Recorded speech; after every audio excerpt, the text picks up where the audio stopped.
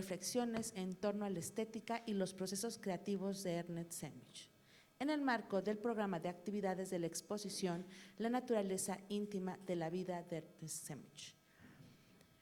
Modera este diálogo Juan Pablo López Quintana, redactor de textos de la Coordinación de Exposiciones, Registro de Obra y Conservación del Colegio de San Ildefonso, licenciado en Letras Hispánicas por la UNAM, maestro en Artes y Lenguajes por la ENS de París, fundador de la editorial Cumbia, editor del Gato Negro, ediciones por varios años, fundador de la Feria Editorial Friso, profesor de español, redacción en diferentes universidades, investigador, redactor, corrector de estilo y traducción de francés para el Colegio de San Ildefonso y para diferentes editoriales. Además de algunos cuentos y ensayos sueltos, ha publicado los poemarios Antílopes, licenciados, Cuando el tren y cualquier día, ante la conducción errática del vehículo. Por extrañas razones, durante muchos años se dedicó a la moda. Bueno, muchas gracias, Rocío. Estamos muy felices de que nos acompañan, somos numerosos hoy. Esta plática, charla, hace parte de la exposición Ernest Semich, la naturaleza íntima de la vida. Pues hoy nos toca un poco improvisar porque uno de los ponentes participantes, Carlos Blas Galindo, no ha llegado. En una de esas se nos aparece, si no, pues vamos a empezar con Fernando Gálvez, y la viuda también va a participar, la viuda de Ernest, Gertrudicenses, ya pues nos contará. Y justo el título de la exposición da cuenta de lo que vamos a ver hoy, la naturaleza íntima de la vida. Justo pues fue una expresión que digamos acuñó el crítico Jorge Juanes para describir el trabajo de Semich, en el cual justo la intimidad hace parte de su búsqueda, y la participación de Gertrudis pues es un poco la evidencia.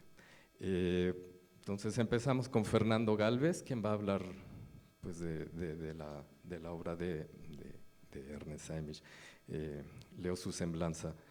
Fernando Gálvez de Aguinaga, escritor, crítico de arte, periodista y curador. Entre 1991 y 1995 fue director del Instituto de Artes Gráficas de Oaxaca. 3 años después obtuvo el Premio Nacional de Crítica de Arte Luis Cardosa y Aragón, así como el Premio Bellas Artes de la obra de teatro para niñas, niños y jóvenes Perla Schumacher, con Lázaro el Buscador o El niño que devolvió las artes al mundo. Becario del Centro Mexicano de Creadores y de Jóvenes Creadores del FONCA.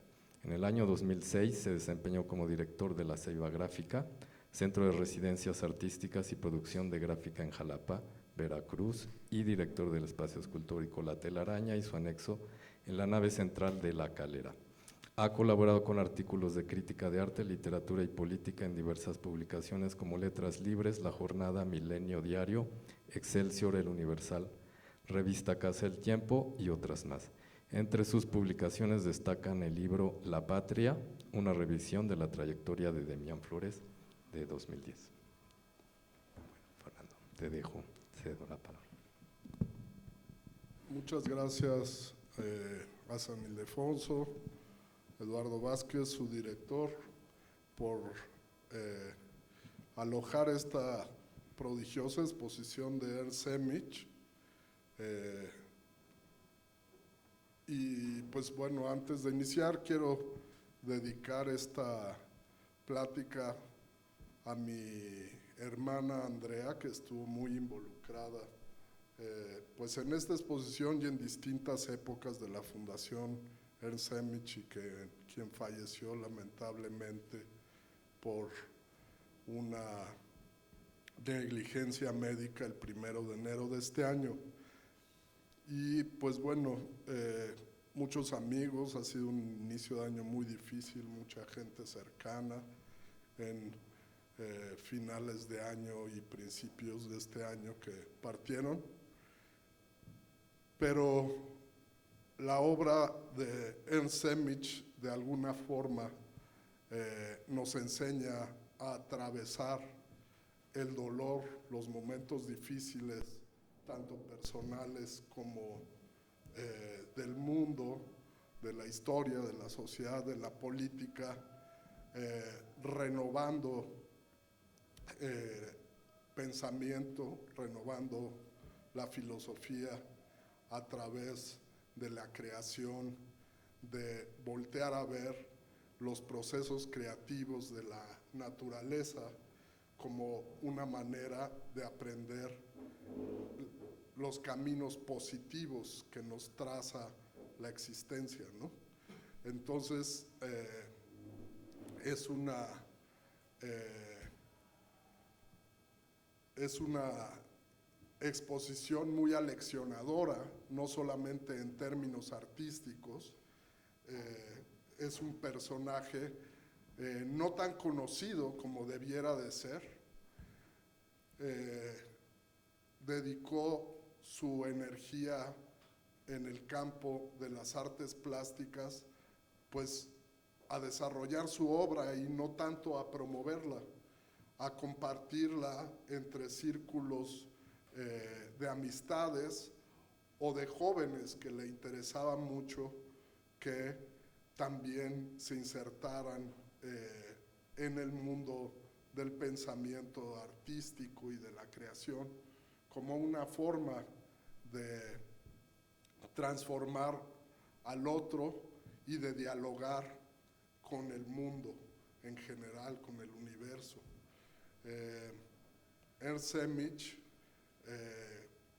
lo conocí muy joven, yo tenía 15 años cuando conocí a su hijo Canek, y entró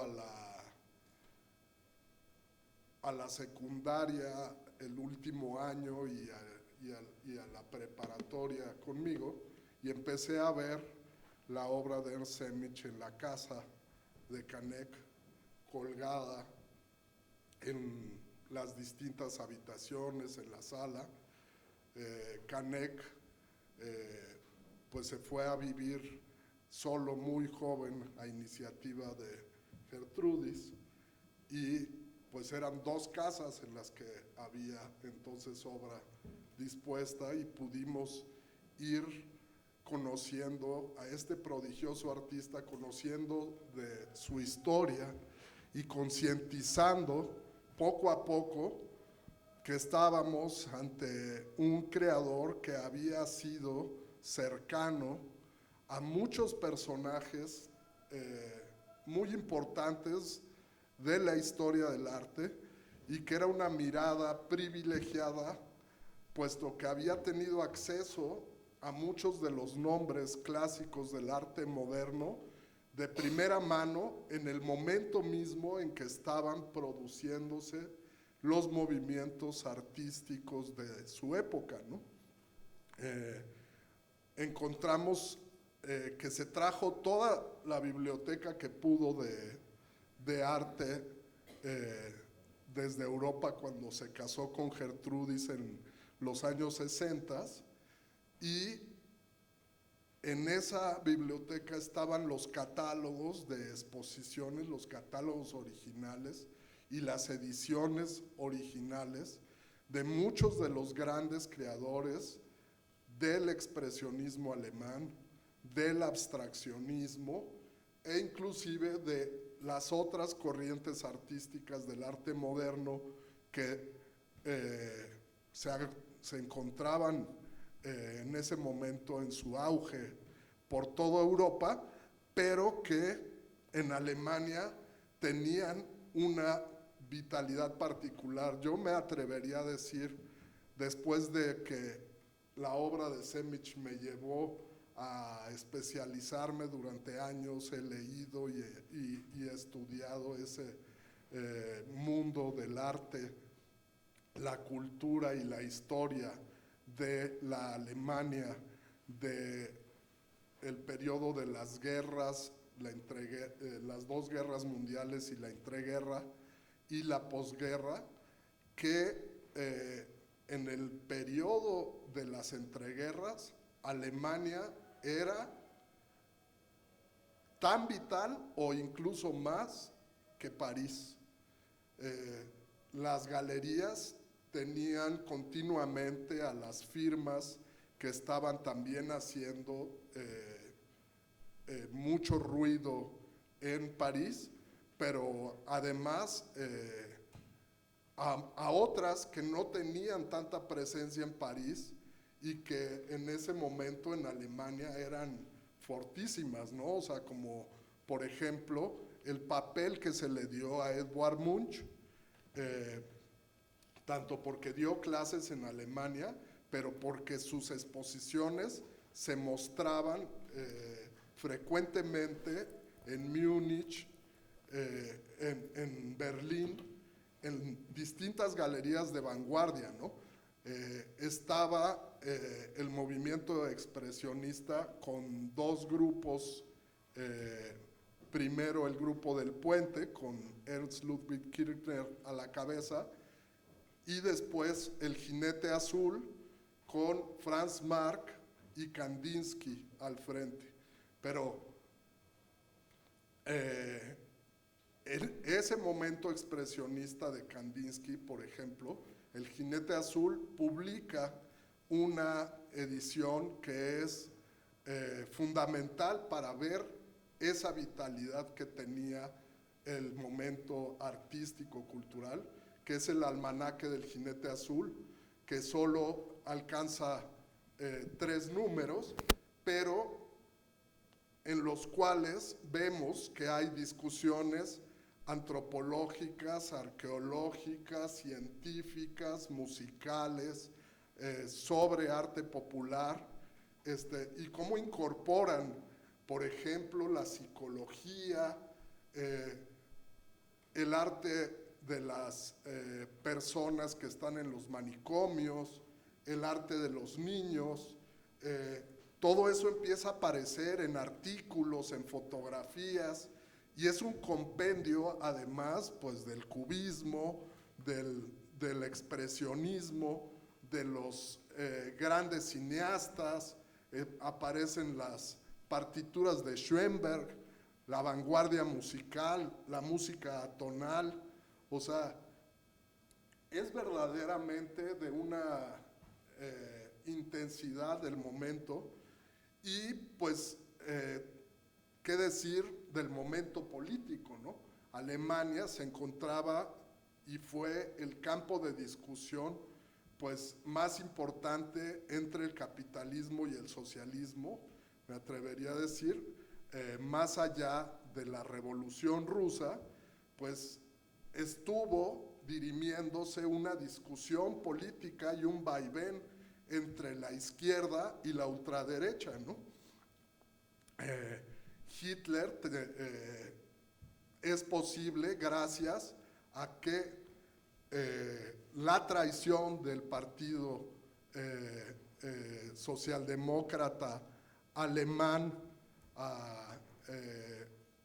origina el asesinato de Rosa Luxemburgo, Karl Liebknecht y la represión del movimiento obrero social e incluso con sectores del ejército que se habían ido organizando y levantando para desarrollar una opción socialista en Alemania. Una vez dado el aplastamiento se abre el campo y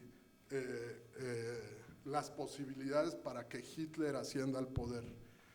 Ernst Semmich es un testigo privilegiado de todo esto porque durante la República de Weimar su padre fue ministro de Hacienda, nada más y nada menos, y gran parte de las definiciones políticas e históricas de lo que sucedió en ese momento pues tienen que ver con las condiciones económicas de Alemania, que además de estar inmersa en una crisis económica que era global y que desembocó en el gran crack de 1929, además de ello tenía encima la tremenda carga de haber perdido la Primera Guerra Mundial y tener que hacer las reparaciones económicas de guerra a los ganadores, lo cual le significaba pues una carga tremenda a la economía. O sea, el puesto del papá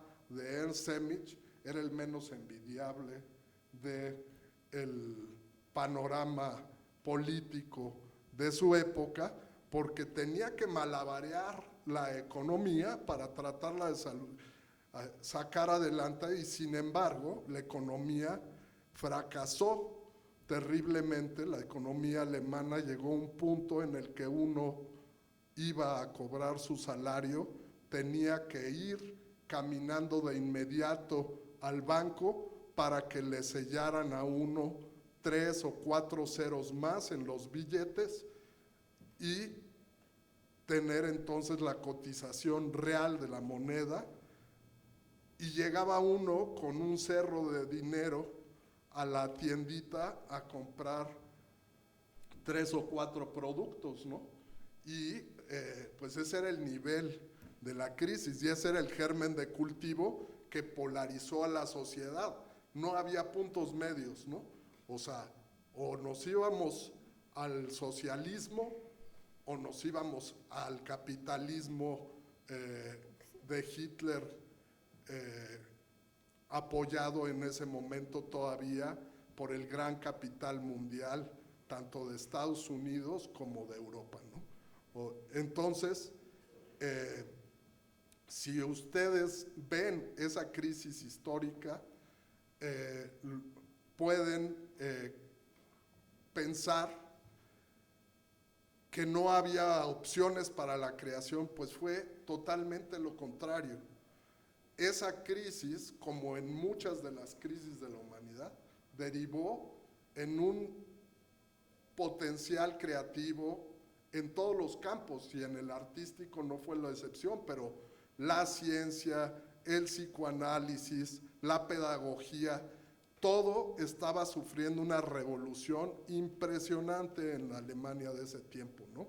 O sea, desde la educación para los niños, ahí surge el kindergarten, ahí surgen las opciones también de educación artística, una de las cuales pues es la escuela más importante de todos los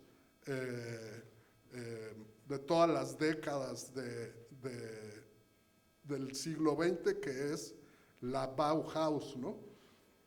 La Bauhaus, por donde atravesó Semmich, estudió, y que fuera una influencia determinante para él a lo largo de su trayectoria, como bien se puede observar en esta exposición, a donde vemos como, si bien ya había por parte de él una empatía con el lenguaje expresionista, porque era lo que estaba viendo en las galerías, lo que estaba sucediendo en las revistas de vanguardia, lo que estaban consumiendo los jóvenes, ¿no? Incluso había movimientos artísticos que se hacían de la etiqueta de juventud, ¿no?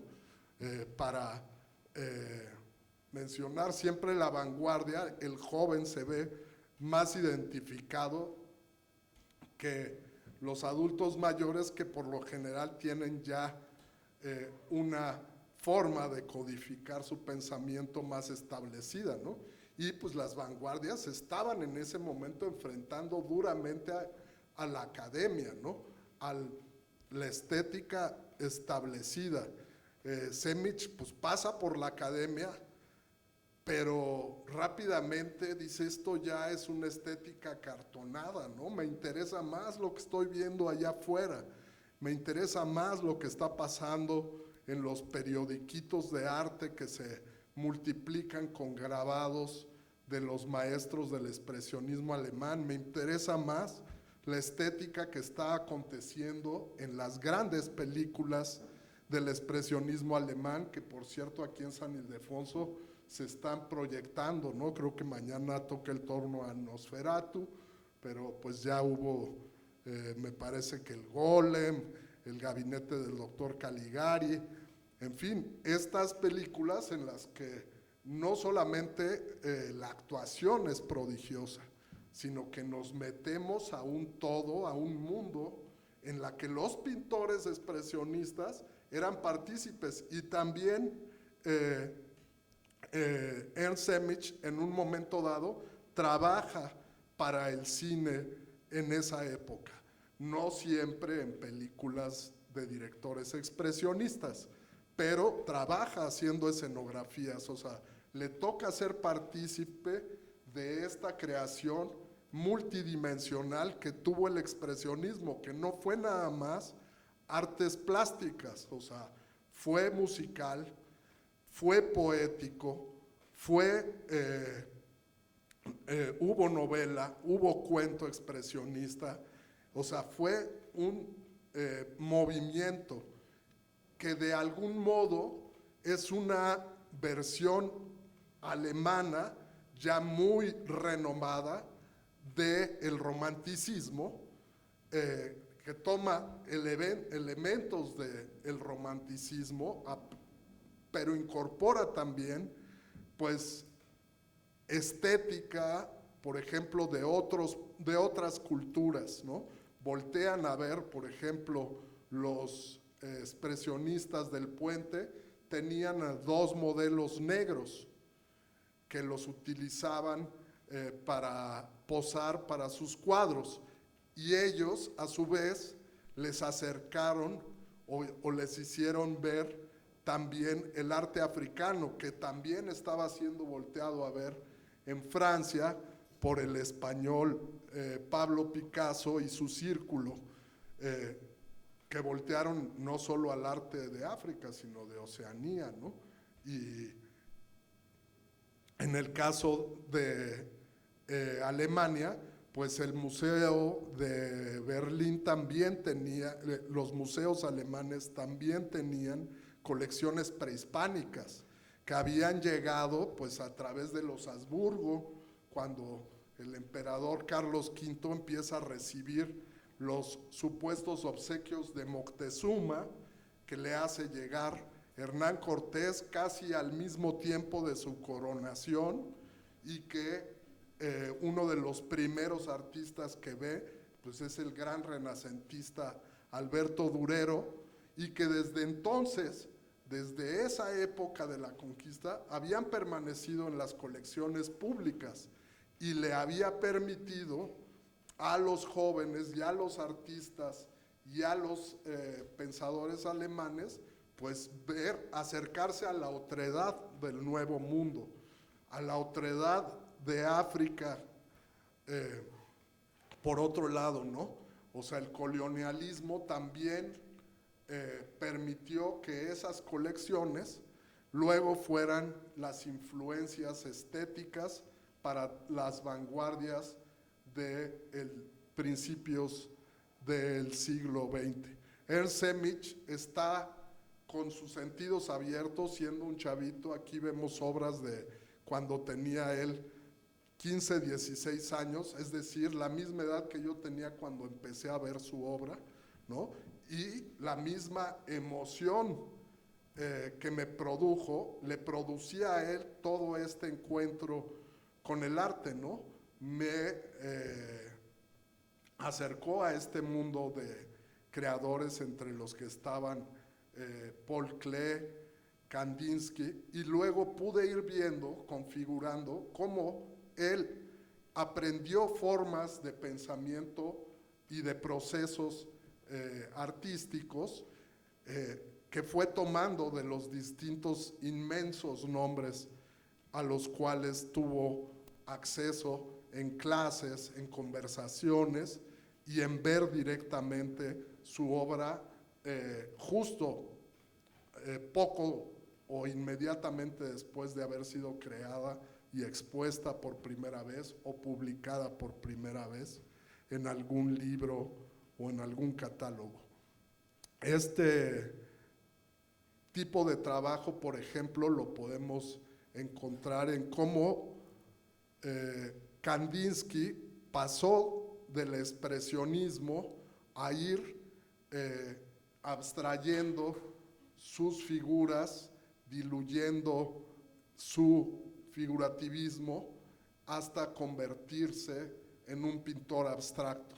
Cómo fue caminando a lo largo de varios años ese proceso, y en 2 últimos años, cómo se acelera y se acelera su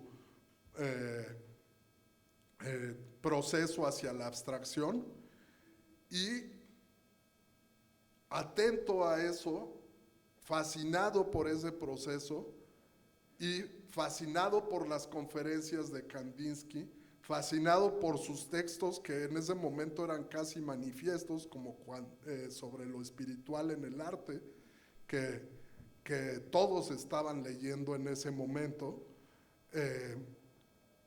Semic desarrolla largas series de trabajo, pero que realiza en papel, en la técnica del pastel o de la acuarela, lo cual le permite trabajar más aceleradamente que con el óleo. O sea, hay una elección deliberada de parte de él en estos procesos porque le permiten una rapidez que el óleo le impide. Él quiere avanzar como si fuera una secuencia que ahora entiendo también como cinematográfica, gracias a la prodigiosa curaduría de Eugenio Caballero, que con su mirada cinematográfica pues supo captar esa sensibilidad o supo dialogar con esa sensibilidad que definitivamente también estaba formada por el movimiento cinematográfico de vanguardia, que tuvo también cine abstracto, ¿no? O sea, por ejemplo, la primer gran película de cine abstracto, que se llama Oda a Berlín o Sinfonía de una ciudad, es algo que debe de haber marcado a Ernesto.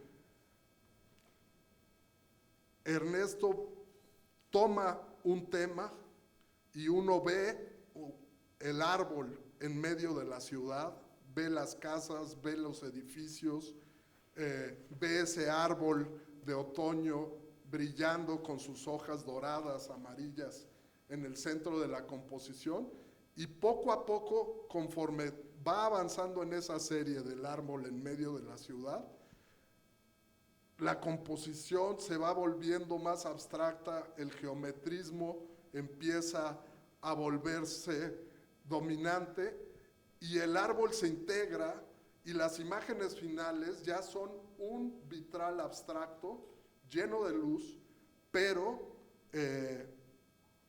que dan una resolución poética al proceso del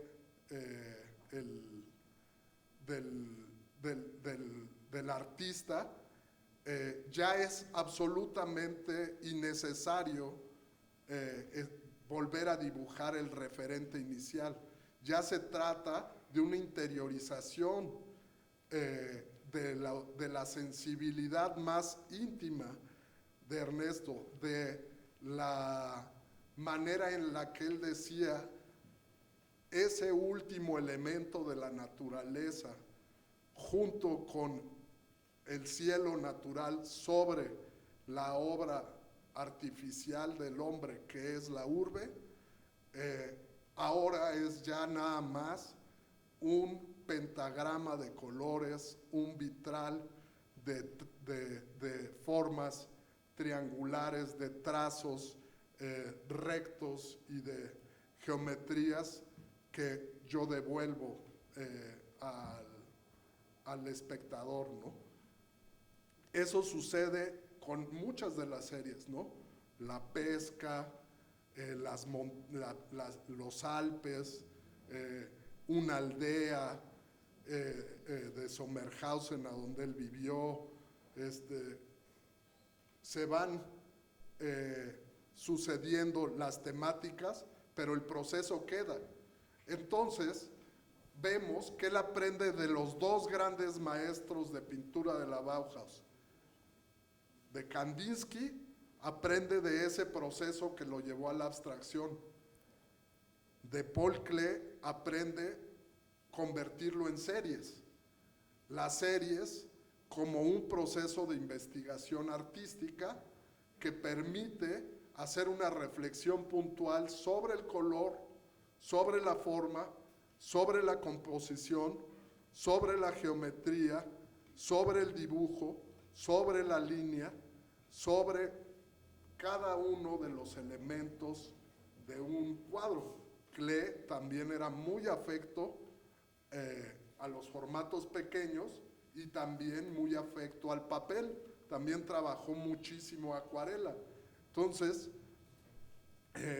Klee en sus clases en la Bauhaus solía llegar, por ejemplo, con un violín, tocarles una melodía a los jóvenes y pedirles que tradujeran la melodía a visiones, a imágenes, a pinturas, y que hicieran una serie después de la primera impresión para desarrollar su investigación en torno a todos los elementos de la composición pictórica. Era como una metodología muy minuciosa que la podemos ver, obviamente que hay épocas y momentos en las que hay mayor énfasis en la investigación cromática. Hay otros en los que realmente pues interesa más el lenguaje poético mismo de la obra artística, ¿no? O sea, por ejemplo, los momentos en que Paul Klee hizo sus viajes a Túnez,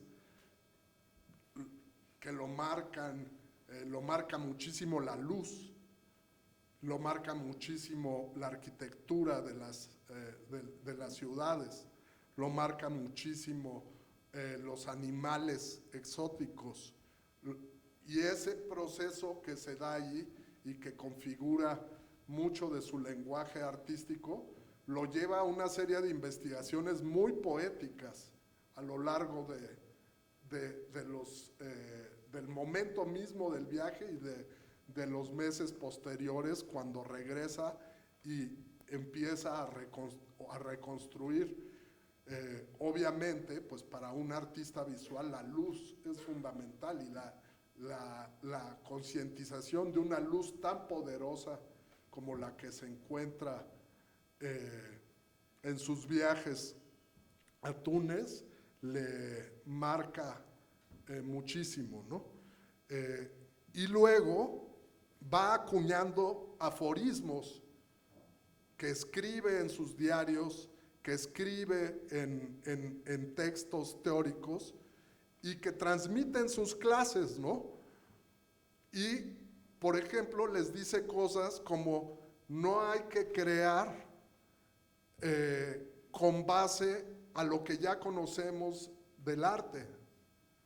Hay que crear como la naturaleza crea, que de una semilla hay una ruptura cuando hay una germinación, y de la germinación hay un consecuente desarrollo y crecimiento de las formas y una evolución armónica y estética.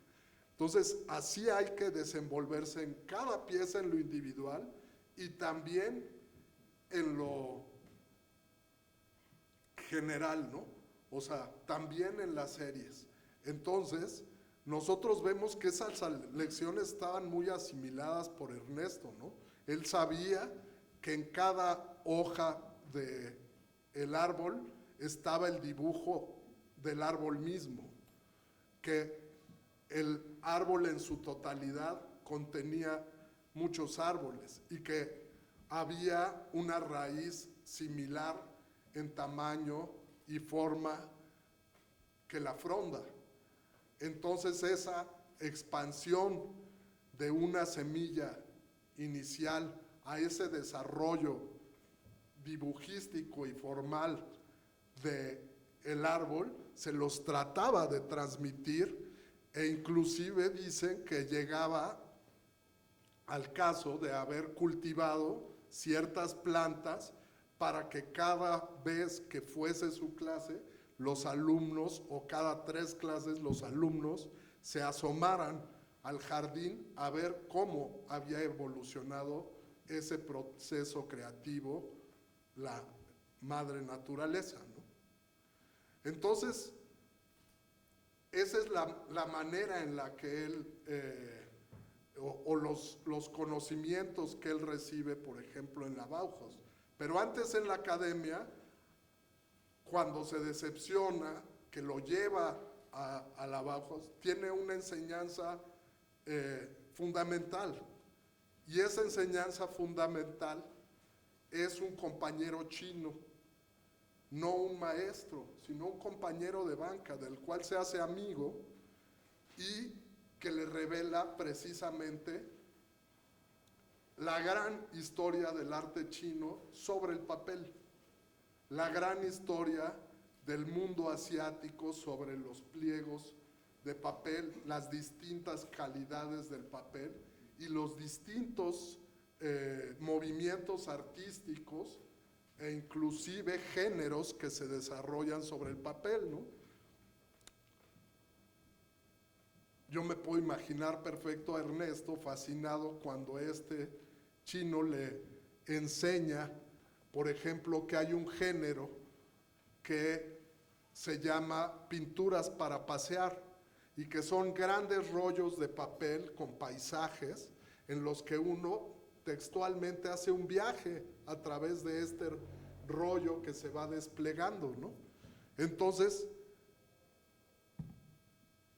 ese vínculo y esa manera de la relación, además de las corrientes chinas con la naturaleza, que ese es otro punto, tanto en China como en Japón, pues le abren los sentidos a otro universo, y ese se vuelve para Ernesto el viaje equivalente que para Paul Klee significó su viaje a África. El desarrollo de el arte asiático lo marcaría para siempre a través de ese diálogo, esa interacción. Al parecer este muchacho también tenía libros y tal vez incluso objetos de arte asiático, porque lo dejó realmente impresionado. Muy probablemente era hijo de algún diplomático, no lo sé, porque pues no era fácil que en esos tiempos llegara un chino y que además tuviera las posibilidades de estar en la Academia de Arte en Alemania, ¿no? Pues tenías que tener cierta posición social para encontrarte ahí.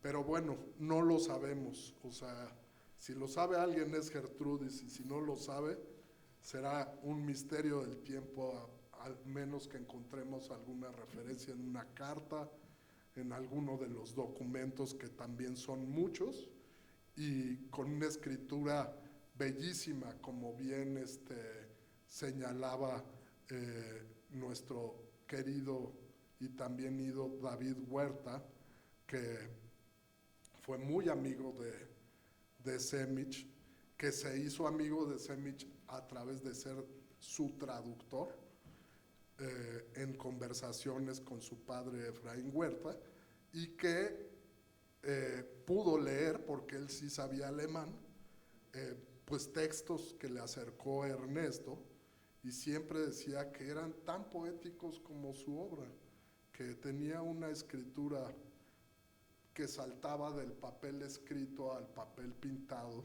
fluidamente, ¿no? Pero entonces, pues, eso es lo que él encuentra en la academia, pero lo que no le satisface son las enseñanzas académicas, ni la estética que se planteaba ahí, ni las salidas que tenía la obra, ni lo autoritario y rígido de los esquemas tanto pedagógicos como visuales que ya tenía la enseñanza del arte, ¿no? O sea, que no se tocaban los temas de la actualidad artística, que no cabían en la discusión las nuevas corrientes del arte. Y por eso se pone a buscar, y lo más afín que encuentra, pues es la escuela del momento, la escuela que Walter Gropius está inaugurando además en la ciudad de Weimar, capital de la República de Weimar, que además se lanza con un manifiesto cuya imagen que acompaña es de Lionel Feininger, que es una imagen muy afín a muchas piezas de Ernst Semmich, muy afín a muchas de las piezas urbanas de Semmich. Ese grabadito, esa silografía que va impresa junto al manifiesto y que habla de la catedral socialista, que es algo que recorre el manifiesto de la Bauhaus. ¿Qué dice este manifiesto? Dice: todas las artes, como en las catedrales góticas, colaborando con un fin supremo, pero ya no el de la religión, ya no la de un Dios todopoderoso, sino la de la comunidad social y la fraternidad artística puesta al servicio de la sociedad. Gropius, pues arquitecto, pues quería eso, la integración otra vez de todas las artes en el espacio cotidiano de los seres humanos. Era un momento en que Alemania se estaba transformando muchísimo, puesto que ya la industrialización llevaba unas décadas y pues había una creciente clase obrera, había necesidades de nueva vivienda, de nuevos edificios públicos, de nuevas maneras de entender todo. Y pues él maneja un pensamiento funcionalista de la arquitectura y piensa que hay que tener una idea estética, no solo funcionalista. No aísla el funcionalismo de un planteamiento estético, y la estética que mejor se aviene a su propuesta moderna de arquitectura, pues es la abstracción. Y por eso invita a artistas muy vanguardistas como Vasily Kandinsky, quien venía de ser director de artes visuales en el Ministerio de Educación de Rusia posterior a la Revolución Rusa. Paul Klee, quien tenía en esas series y en esas formas de trabajo, pues también una manera de trabajar desde la realidad hacia la abstracción, y plantean una estética conformada por las tres formas básicas: círculo, cuadrado y triángulo, y los tres colores primarios, y desarrollar todo lo que se desarrollara en la escuela tenía que ser con esa receta, ya fuera el diseño de una casa, la resolución de una escultura, hasta la fotografía. Tenía que tener como base ese espíritu de la abstracción mínima para forzar al artista, por un lado, a crear con lo más indispensable, lo más básico, y resolver una estética armónica, pero también pues para resolver un posicionamiento estético de esta arquitectura, este diseño incorporado a la vida cotidiana. La Bauhaus es la inventora de las unidades habitacionales, por ejemplo, que las desarrollan para la clase obrera, pero pues imagínense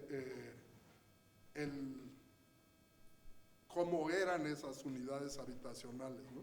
Que las desarrollaron en la comunidad de Dessau, y gracias a que los invita la comunidad de Dessau a desarrollar estas unidades habitacionales para los obreros de la zona industrial, es que ellos pueden dejar Weimar, que ya como ciudad se había ido volviendo cada vez más conservadora, ya no les daban presupuesto y se van a hacer simultáneamente la nueva escuela de la Bauhaus, o sea, su propia sede escolar y la unidad habitacional. Pero todas esas ideas es lo que Ernesto toma de ahí. Y aunque no pasa muchísimo tiempo en la escuela, sí retoma mucho de su espíritu y lo marca para el resto de su vida. Ernesto, que era muy rebelde en su forma de pensar, o muy radical, diría yo, más que rebelde, decide subirse a un barco mercantil, el último barco mercantil de velas que hay trabajando en Alemania, y decide subirse a una aventura, a ser marinero por 4 años. Entonces sale de la Bauhaus rumbo a esa aventura, y vemos ahí las dos influencias para mí decisivas en la vida de Ernesto: la vitalidad de la experiencia fuera de los círculos digamos académicos, artísticos, intelectuales, culturales, y por otra parte su interacción precisamente con los círculos de los pensadores más interesantes de su tiempo. Ya en la Primera Guerra Mundial, su papá, para que no fuera al ejército y demás, lo manda a estudiar a Suiza, y allí conoce nada más, se hace amigo nada más y nada menos que de Einstein. Pero además en su casa confluyen muchos de los científicos importantes, y su abuelo es a su vez un científico importante, y siempre hay una gran vida intelectual con estos nombres inmensos de las cuales él se nutre todo el tiempo, ¿no? Pero a pesar de eso, siempre tiene él este posicionamiento de me nutro, absorbo, dialogo con todos estos grandes creadores y pensadores, pero me escapo, me voy a los Alpes, a las montañas, me voy al barco a trabajar de marinero, me caso con una mexicana y me voy a México. Siempre sale de su espacio de confort y busca en esa vitalidad motivos para vivificar su obra, para que su trazo, su color y su forma no pierda intensidad, ¿no? Entonces, él tiene pues ese carácter indómito y al mismo tiempo esa cultura universal, porque era un gran lector, un gran melómano, para estar nutriéndose tanto de las conversaciones como de los sucesos artísticos. También fue director de teatro, estuvo metido en toda la escena y la movida cultural de su tiempo. Por eso cuando llega a México, pues le es muy fácil acceder, por ejemplo, a los círculos de los alemanes que ya están acá, que habían huido de Hitler, básicamente judíos, como el círculo de Mariana Frank y Paul Westheim, que si bien ya había fallecido Paul Westheim, pues había sido uno de los críticos más notables del expresionismo alemán, ¿no? Y que aquí en México había venido a buscar el arte prehispánico, que había visto en esos museos alemanes, como les comenté, y había decidido desarrollar una serie de libros sobre el arte prehispánico como arte, ya no como objeto arqueológico, ya no como, sino cuáles son las cualidades estéticas, había estilos o no, cuál es la resolución, cuáles son los aportes, y cómo estas artes luego tuvieron un fuerte impacto sobre las vanguardias europeas, ¿no? O sea, así como Semic aquí podemos ver su serie de la serpiente, pues todos sabemos, por ejemplo, que pues, el más famoso de los escultores de la posguerra y la guerra, Henry Moore, pues tuvo como ejemplo de lo prehispánico o como motivo central la resolución formal de los chacmols mayas, ¿no? Y así, pues, México ha nutrido mucho a las vanguardias, ¿no? O sea, de la Bauhaus, por ejemplo, luego vendrían los maestros Joseph y Annie Albers, ¿no? Estarían aquí. Aquí en México hubo presencia de la Bauhaus también muy importante. O sea, Joseph y Annie Albers, que hubo una magnífica exposición aquí en San Ildefonso hace 10 años, pues desarrollaron mucho de su lenguaje en sus visitas a México, de su lenguaje más célebre, porque su lenguaje plástico más célebre se da en la posguerra, ya cuando ellos están refugiados en Estados Unidos y cuando forman la Black Mountain College, que formará a toda la vanguardia artística de los Estados Unidos. Pero Joseph y Annie Albers en el estado de Hidalgo, en Teotihuacán, en Oaxaca, encuentran los motivos para desarrollar sus obras más emblemáticas.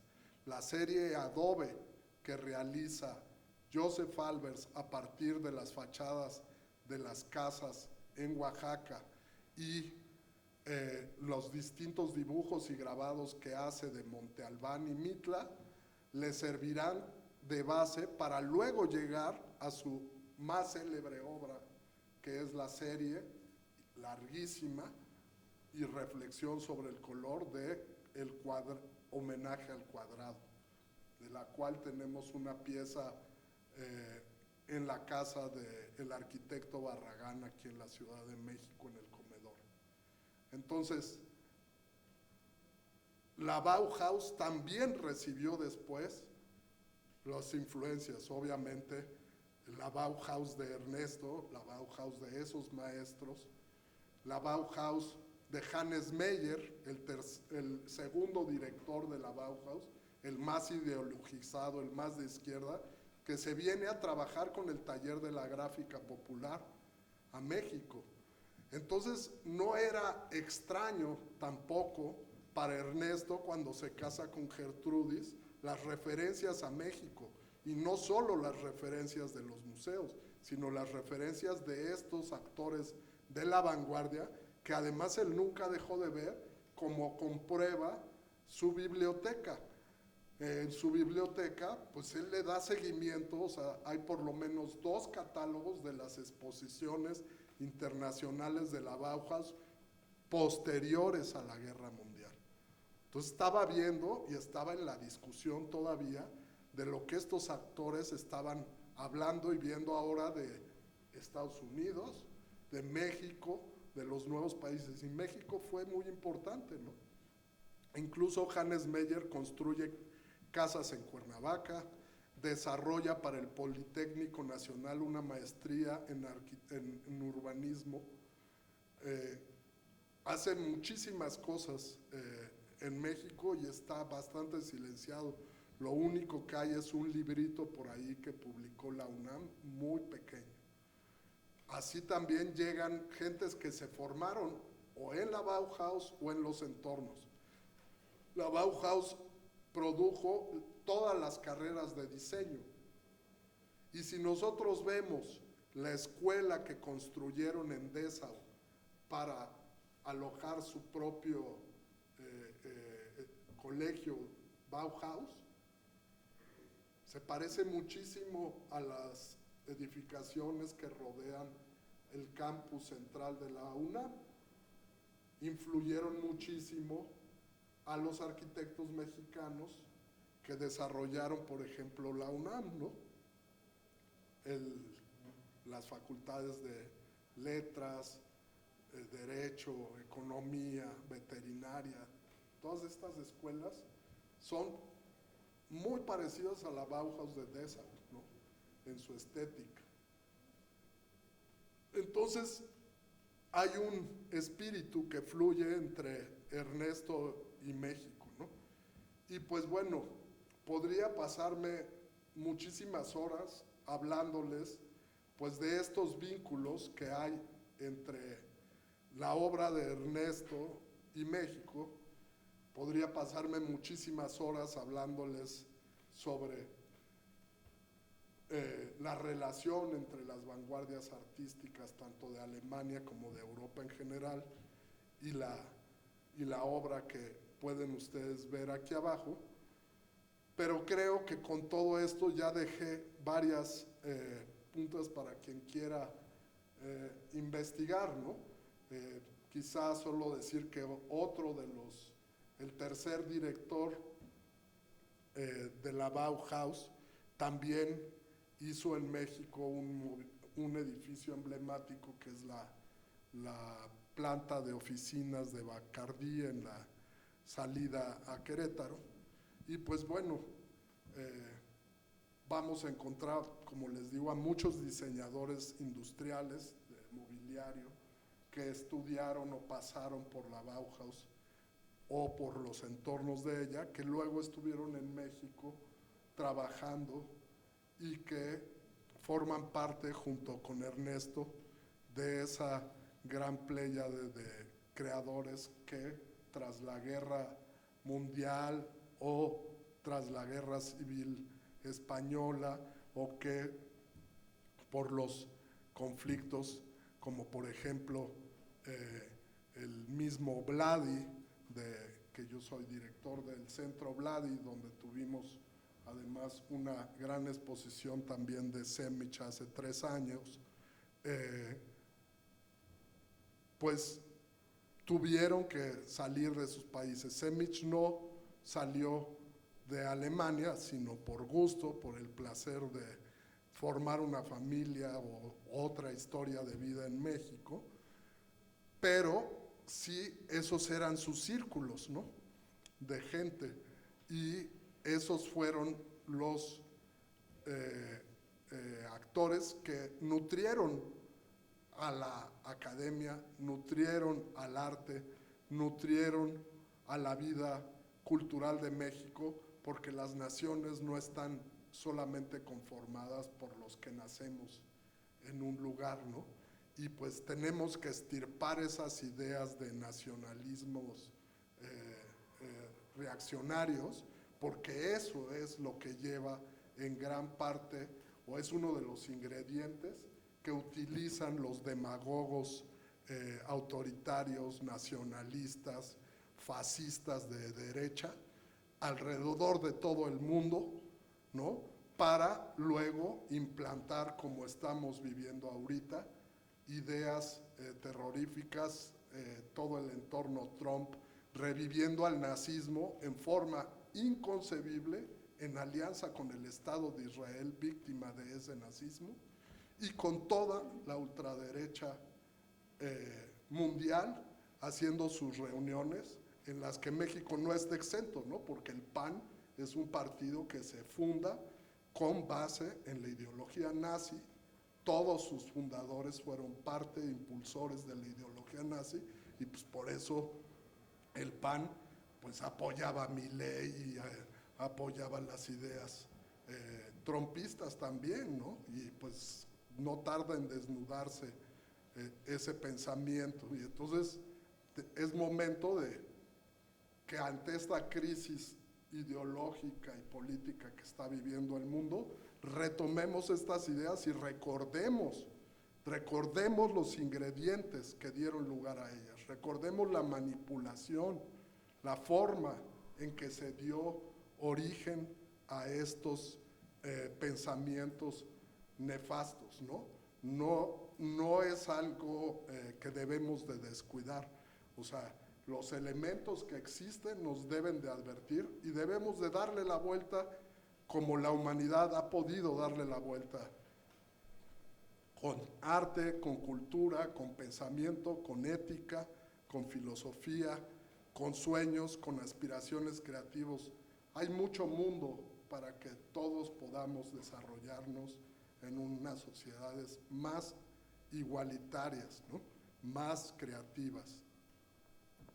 Y eso es un poquito de lo que hemos aprendido tanto de Semich como de Gertrudis a lo largo de los años. Tal vez quisieran hacer preguntas. Sí.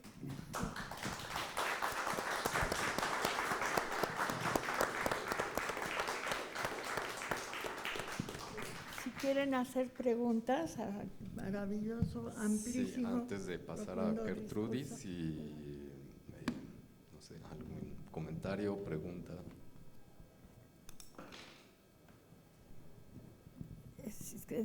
A cualquiera de las dudas que les haya afortunadamente sembrado el queridísimo Peyton, podría yo después a lo mejor puntualizar alguna cosa que, habiendo vivido con Ernesto tantos años, pues tengo un arsenal de anécdotas que aclaran cosas, ¿no?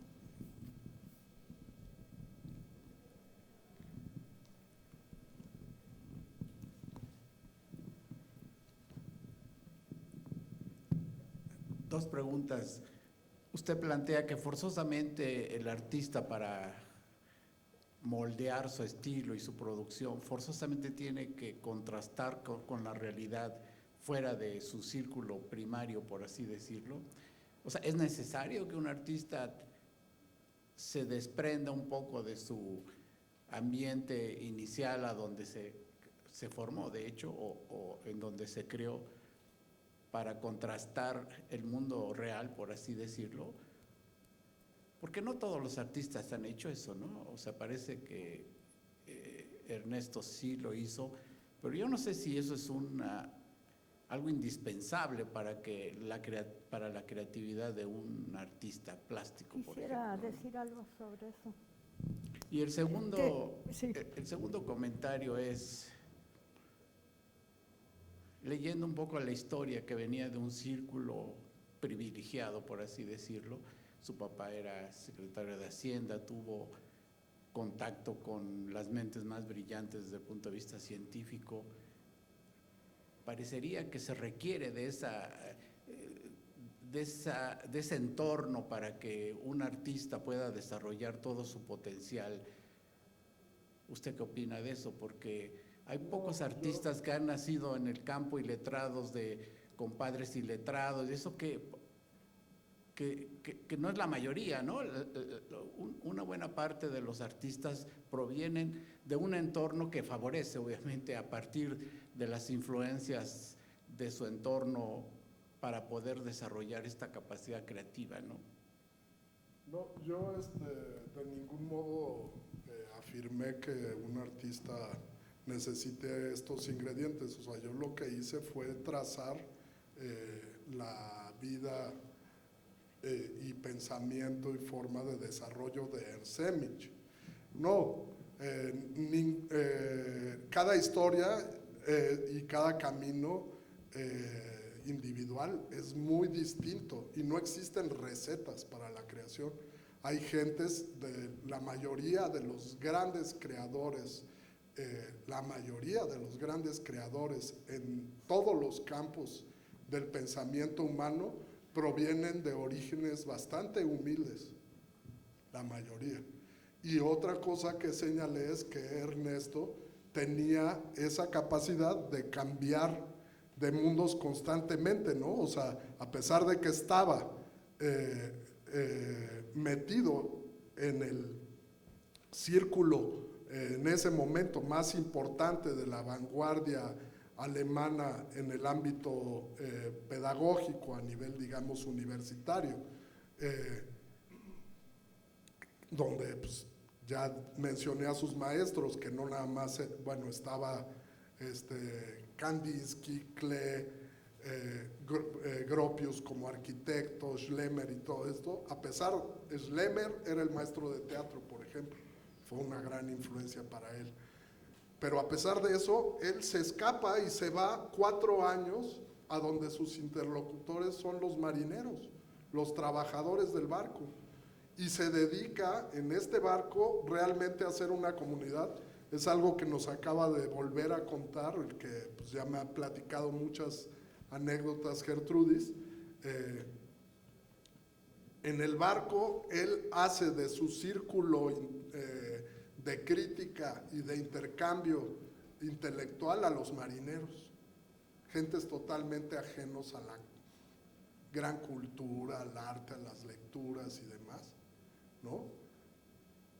Pero que tienen tal nivel de sensibilidad con su obra, o van entendiendo y van haciéndose amigos de él y van interesándose en la creación de él, quizá porque en ese momento muchas de las obras se refieren a ellos mismos, al barco, a este último barco de velas gigante que era mercantil, ¿no?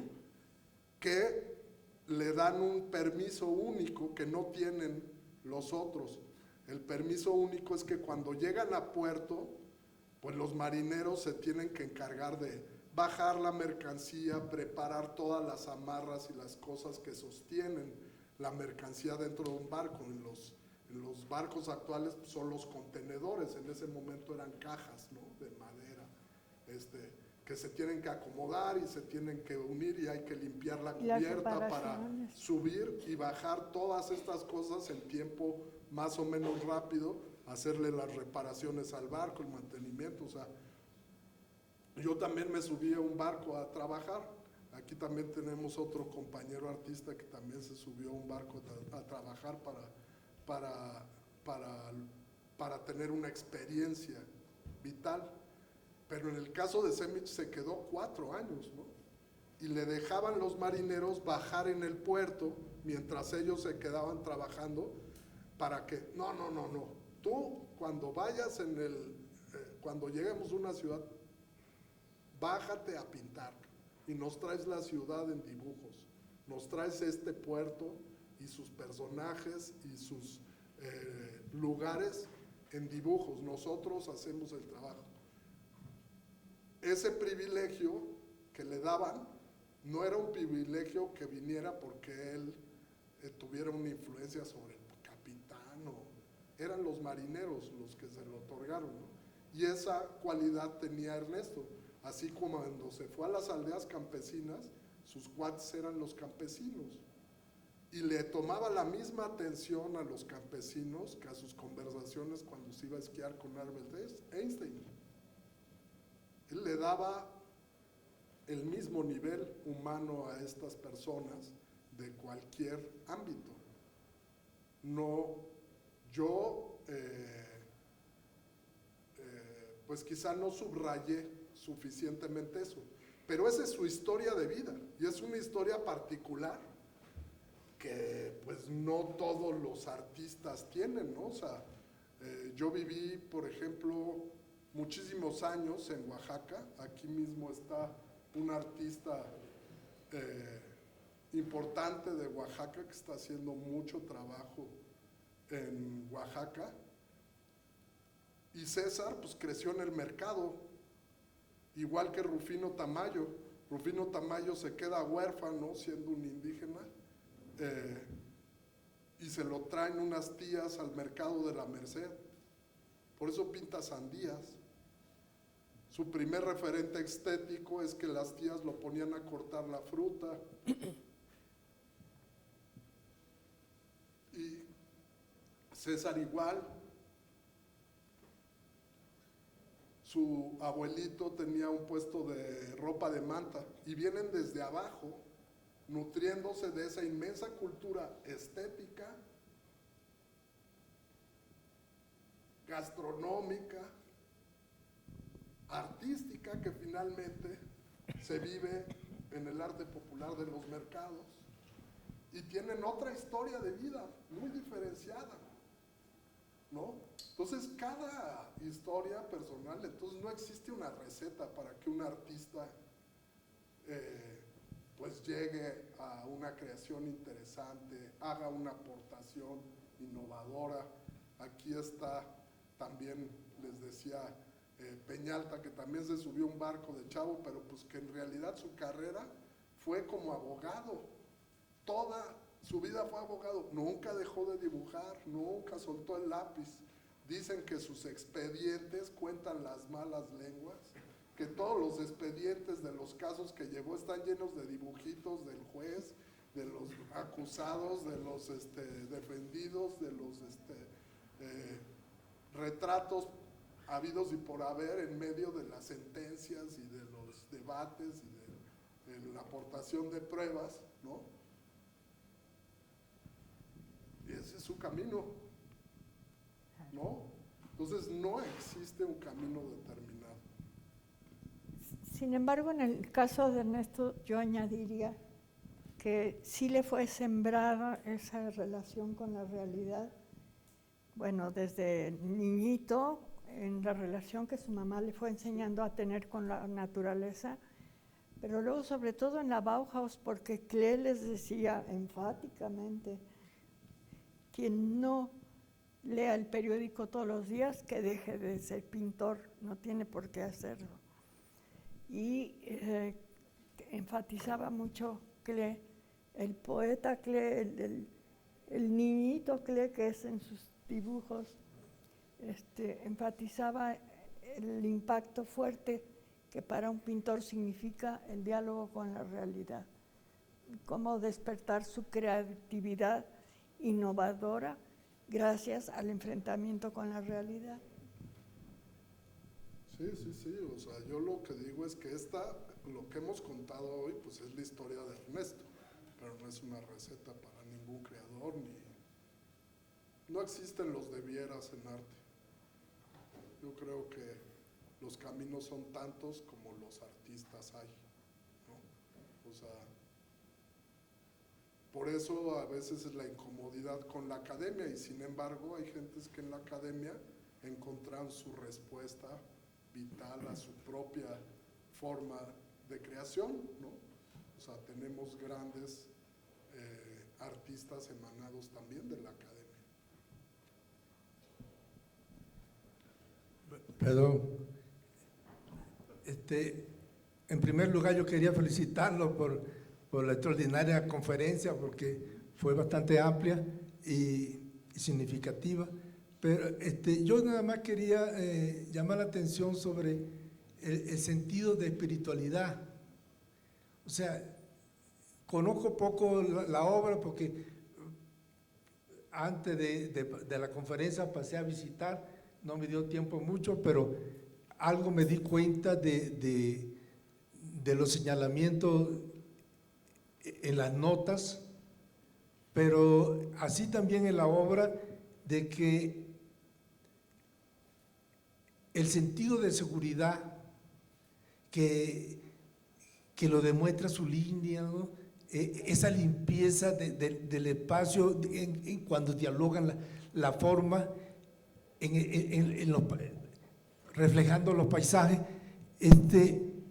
que al mismo tiempo, algo que tú también comentabas sobre la vivificación de la vida en su experiencia, que es como que está siempre en esa búsqueda de la esencia de las cosas o de la vida, pero al mismo tiempo me recuerda que estuve leyendo hace poco el libro, la novela esta de los Pasos Perdidos de Alejo Carpentier, cuando refiriéndose a la naturaleza ya en el Amazonas, habla de que él ve como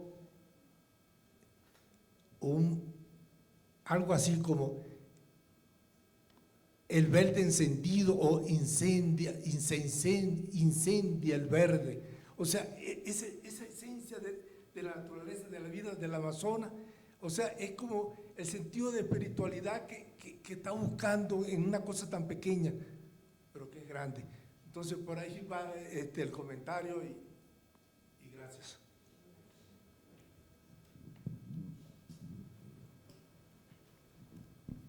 ¿Quieres añadir algo a eso?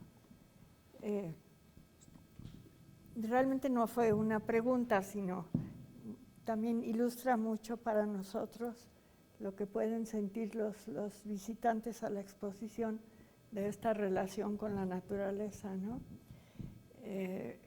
Y que como tú insistes, es muy diversa, muy individual. En el caso de Ernesto, muy intensa. Hablábamos hace un ratito de que Ernesto lo califican de resiliente y que toda su obra demuestra el triunfo de la vida sobre los terrores que le tocó vivir, ¿no? Y en parte esto lo logra por su relación con la naturaleza, por esto que dices del verde, ¿no? Entonces, y que se manifiesta esta relación en todos sentidos, pero también en la forma en que su manera de ver fue influida por la propia naturaleza. Dejó Ernesto un libro muy interesante. Siempre cuando iba a la Librería Internacional, que había sido el centro antinazi en México de los alemanes, la gente buscaba qué era lo que él estaba buscando, porque siempre encontraba libros muy especiales, ¿no? Tenía desde su información previa a ir a la librería. Y uno de esos libros son 3 tomos, el último volumen es un poco más gordo que los otros, de puras notas al pie. Entonces es un libro de una erudición impresionante. Y lo que resume es que hay maneras de ver en cada etapa de la humanidad. De las distintas culturas, de las distintas geografías, hay una manera de ver. Entonces creo que lo que tú dices se vincula mucho con eso. Se vuelve para un creador una manera de ver, descubrir el verde, ¿no? La manera de ver en ese libro, por ejemplo, indica que previo al Renacimiento la gente veía en plano. Por eso las pinturas prerrenacentistas son de 2 dimensiones, no incluyen la tercera. Y que solamente cuando Petrarca se sube al montecito de Roma y desde ahí vislumbra el paisaje, es el gran cambio, es como que se inserta una nueva fase en el cerebro para poder ver la tercera dimensión. Bueno, ahora nos hablan hasta de 5 dimensiones los científicos, que lamentablemente no estamos informados, pero que es maravilloso. Entonces, esta manera de ver conforma la manera de situarse en la vida, en el caso de Ernesto. Fue gracias a la naturaleza que él pudo resistir los horrores que le tocó vivir, las tremendas contradicciones internas que le tocaron vivir con el nazismo, ¿no? Peor que la guerra para él fue el nazismo. Pero me estoy apartando de lo que tú comentabas. Sí, ahorita hay una exposición que se acaba de inaugurar hace unos días en Europa, que se llama Arte Degenerado. Intentan en España reproducir la inmensa exposición que hizo Hitler, que se llama Arte Degenerado. La visión de Hitler era que todos estos creadores que manejaban esta estética de vanguardia hacían arte degenerado, y él defendía una estética muy académica que planteaba, por ejemplo, un cuerpo ideal, una perspectiva ideal, y todas estas vanguardias que estaban rompiendo con los cánones estaban haciendo arte degenerado, y por eso monta la exposición para ridiculizarlos, y los monta pues con arte de los locos, con arte de niños, con arte de culturas de otros lados, cuando pues para ellos no era una ofensa, ¿no? O sea, estos artistas pues habían incluso tomado, como les dije, deliberadamente y a propósito, estos referentes para incorporar nuevos elementos y sensibilidades a sus formas de hacer arte. Pero Hitler hace la exposición y después organiza varias quemas de obras de arte y empieza a perseguir a los artistas. Exacto. Y entonces ya se volvió un delito y eras tachado como degenerado si te encontraban literatura, obras de arte de este tipo y te incautaban las obras de arte. ¿Qué hacía Hitler? Ya no quemaba todo, o sea, quemaba algunas cosas nada más para los, ahora sí que nada más para los medios, ¿no? Así como, así como hacen ahora, ¿no? Entonces él quemaba y lo demás lo vendía en Suiza, lo vendía en Estados Unidos para financiar la guerra. Tampoco era pendejo y venía de, él también era artista, entre comillas, o sea, había pasado por la Academia de Arte, Hitler. Entonces sabía cuánto valían las obras, ¿no? Entonces hizo sus quemas mediáticas, pero en realidad obtuvo mucha lana. Se siguen recuperando.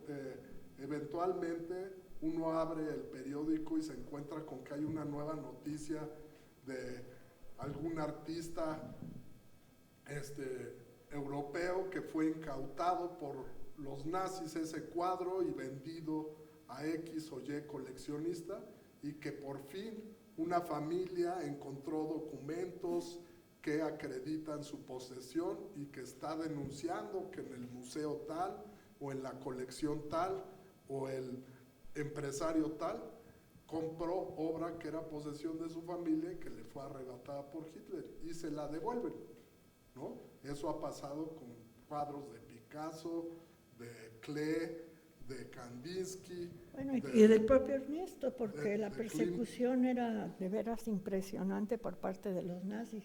Eso es lo que digo. Ernesto fue, por lo tanto, un degenerado más. Sí, ¿no? Y lo visita un representante de Goebbels para prohibirle expresamente que recibiera una revista de Francia que se llamaba Cahiers de l'Art, o sea, cuaderno de arte, y donde estaban reproducidas las obras degeneradas.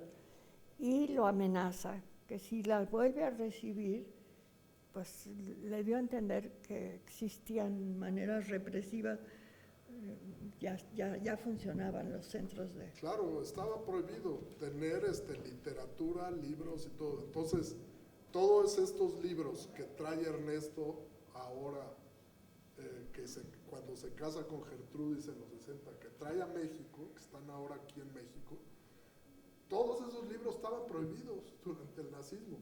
Pero no solo eso, todos sus cuadros, o sea, esos cuadros que están allá abajo estaban prohibidos. Él tuvo que ocultar toda su actividad pictórica, todo lo que produjo, e inclusive yo sospecho que mucho estaba escondido ahí en la casa de la Selva Negra, Sí. a donde se encontraron recientemente expedientes de él, de revistas y todo, ya que lo adquirió un nuevo dueño, ¿no? Y encontraron en un sótano medio secreto, Cartas de porque, su papá. pues, o sea, tan secreto que apenas hace, ¿qué será? 15 años que se encontró ese sótano, No. ¿o 10? 10 máximo. ¿Ah? Encontraron pues documentos, cajas, libros, algunos dibujos y cosas de, pues así tuvo que ocultar toda su obra durante el nazismo, ¿no? Porque llevaba la etiqueta de degenerado. Y en la biblioteca, obviamente ese ya es un libro posterior, en la biblioteca hay 2 libros que tenía Ernesto sobre estas exposiciones y sobre cómo Hitler específicamente persiguió a los artistas visuales, ¿no? Entonces era... Y conectando esto de la forma de ver de Hitler y las rupturas en el arte tan drásticas, tan profundas, creo que la parte más importante que hay que ver y reconocer es el camino a la abstracción. Y Ernesto decide adoptar su tarea de vida de ser pintor cuando visita todavía adolescente casi, estudiando en la secundaria en Suiza, visita las grandes exposiciones en Zúrich y descubre a Miró, y descubre a Braque, y para él fue así un encontrarse con algo que ya traía adentro, después me decía, y que lo define en esa necesidad de ir hacia la abstracción en todo su trabajo y en toda su manera de vivir también, porque siempre quiso encontrar la esencia de las cosas. Cuando pinta la naturaleza, como ustedes pueden ver allá abajo, está buscando la esencia del árbol, no solo la manifestación física del árbol, ¿no? Reconocible ópticamente, pero insisto en esto de aprender a distinguir una manera de ver. Entonces creo que el camino a la abstracción es muy importante trazarlo, entenderlo. Debería de estar en las escuelas, los niños deben de reconocer en su capacidad de dibujar esa tendencia maravillosa, increíble del ser humano, de poder buscar la esencia en la abstracción, el camino de la abstracción. No sé, algo había dicho el señor que habló antes, que tiene que ver con esto. Sí, pues esa búsqueda de la esencia que viene de muchos lados, ¿no? Como hemos ido platicando, la influencia del arte asiático, la influencia del arte abstracto, o sea, como les dije, por ejemplo, Kandinsky, que publica junto con Franz Marc el almanaque del jinete azul, pues le hace ver que, o sea, esta es la totalidad o esta es la vastedad de la cultura. Todo eso, pues lo interiorizas y lo conviertes en una esencia, ¿no? Pero asimismo lo decía en Sobre lo espiritual en el arte, ¿no? Y ahí planteaba, por ejemplo, la sinestesia, o sea, el desarreglo de los sentidos y la transferencia en la poesía para lograr esa esencia. ¿Cómo explicas un olor con un color? ¿No? O sea, ¿a qué aroma pertenece el verde? ¿A qué aroma pertenece el rojo? ¿A qué perfume pertenece el azul? Y entonces, pues lo mismo es una estrategia. Pero también plantea la liberación de eso en la creación personal, ¿no? A mí me maravilla a la fecha cuando veo el cuadro de la gran denuncia de los nazis, que se llama El Terror. El color predominante, bueno, que más me salta es el rosa. ¿Cómo está usando el rosa para figurar el terror, ¿no? Sí, y cada artista al apoderarse del color le puede dar ese sentido que quiere para reforzar su expresión. Sí. Háganos preguntas. Tengo una duda. ¿Él hacía deporte? O sea, ¿cómo? Este amor a la naturaleza, siento que es como… No te estoy escuchando. Ernesto, me van a traer el micrófono, gracias. Disculpen, es que me pregunto, me da curiosidad saber si ese amor a la naturaleza tenía que ver, si él hacía deporte, si era gran caminador, o es un asunto meramente intelectual. Lo digo porque, pues verdaderamente quien practica el alpinismo o quien practica la caminata, quien sabe respirar, sabe que ese beneficio es así como extraordinario. Y al ver todo eso dices, yo creo que él se comía con la respiración, la naturaleza, ¿no? Claro, exacto, sí, bueno, obviamente era un gran caminador desde bebé, su papá lo mandaba, era una educación bastante severa, pero también bastante libre al mismo tiempo, y lo mandaba a subirse a las montañitas de la Selva Negra. Digo montañitas porque la montaña que después escaló él pues eran los Alpes, ¿no?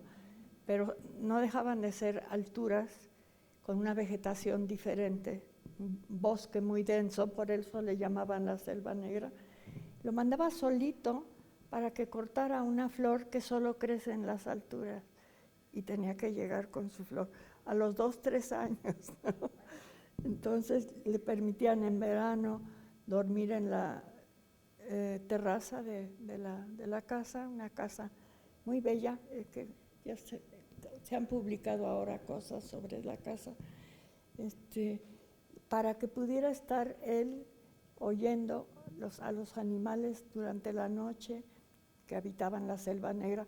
El jardín de la casa terminaba en la selva, no había nada que lo dividiera. Entonces para él estar en su jardín o estar en la selva negra, en el bosque, era lo mismo casi. Y luego fue un magnífico patinador sobre hielo, se ganó algunos premios y algunas novias, pero lo más fuerte para él fue que se volvió alpinista. Entonces las escaladas, hay fotos de él en una de las partes más altas de los Alpes austriacos, se me acaba de ir el nombre, pues hasta donde solo los verdaderos alpinistas podían subir. Entonces es un contacto en todas las dimensiones humanas que él tuvo con la naturaleza, ¿no? Todo parece indicar, hola, buenas tardes, todo parece indicar que el arte fue muy importante para el maestro Semic para afrontar esa situación tan adversa por la que pasó con la guerra. ¿Hay alguna anécdota que nos pueda contar en relación con este tema particular?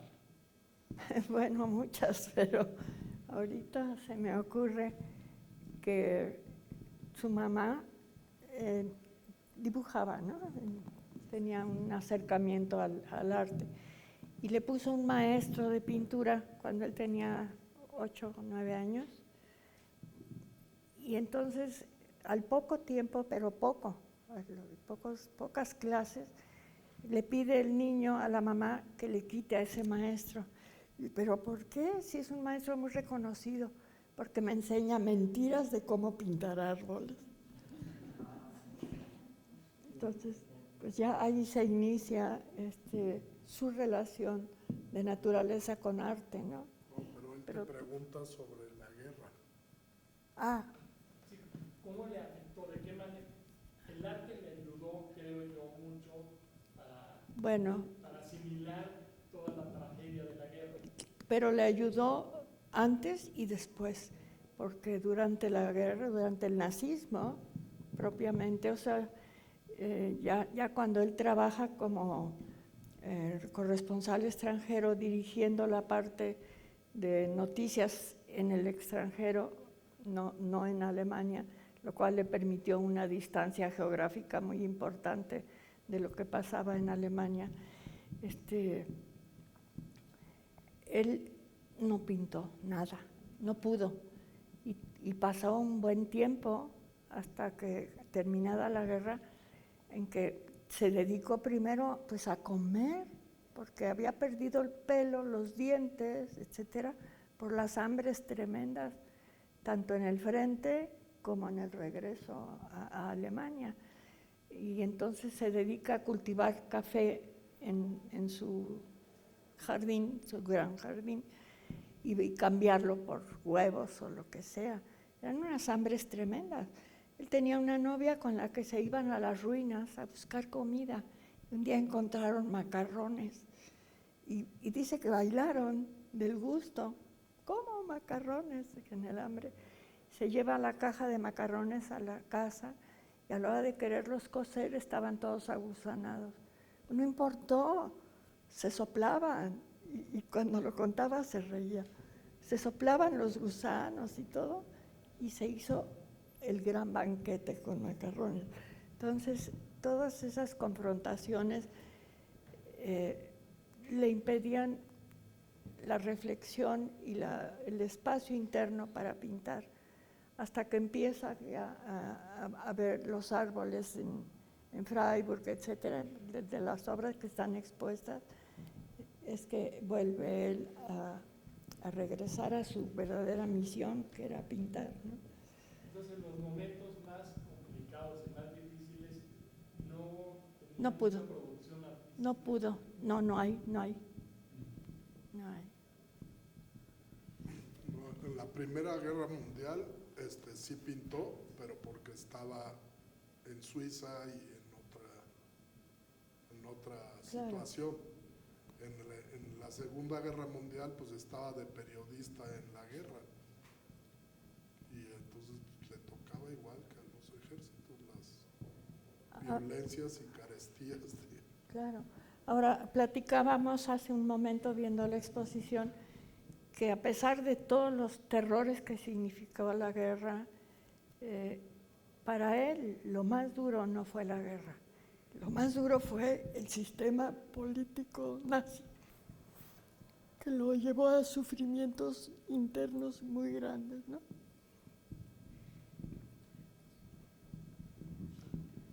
Hola, buena tarde.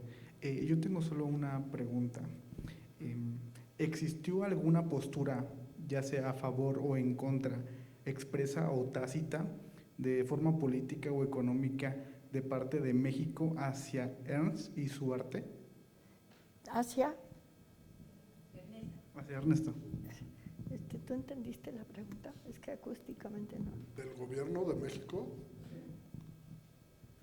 Pues no, porque él no llega como exiliado ni nada, o sea, él llega en el 64, o sea, ya llega pues que se casó con una mexicana y también Gertrudis es de origen alemán y pues no se inmiscuye aquí en política, no tiene ningún, o sea, es la época más productiva en términos pictóricos porque pues en Alemania tuvo etapas pictóricas, pero también tuvo etapas en el teatro, fue un escritor de muchas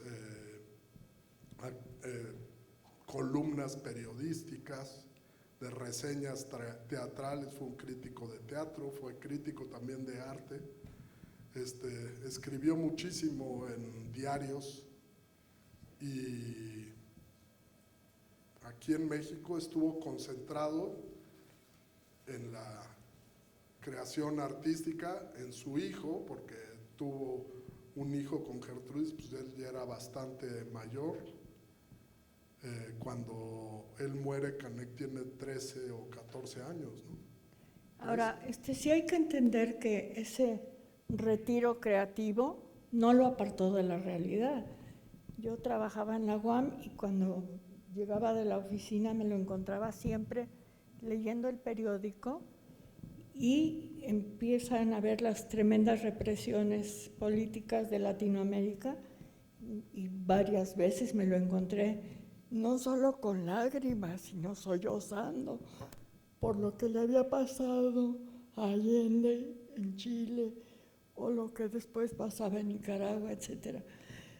Para él nunca fue apartarse en ese ensimismamiento, en la búsqueda de la esencia de la vida y de las cosas, y donde empieza a tener un matiz siempre expreso, la influencia del pensamiento prehispánico, que fue muy importante para él, y que lo ayuda